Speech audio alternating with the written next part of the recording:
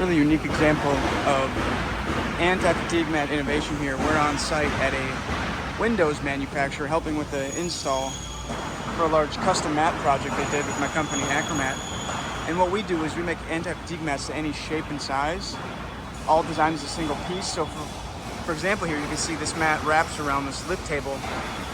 But what this Windows company did is they said, can you design yellow sections into our mat to highlight elevation changes?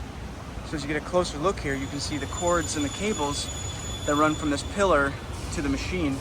Well, there's cable covers under the mat, and instead of having trip hazards or just all black mats and operators potentially tripping over them or slipping without knowing the elevation is changing, they asked if they could design yellow sections into the mat to show workers when the elevation increases by a few inches.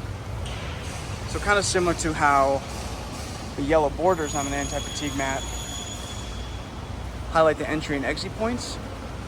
This yellow section of the mat lets operators know the elevation is changing and they should tread a little more carefully as they're moving fast and walking through. We designed a couple of these into various different custom mats throughout the work cell. Pretty cool.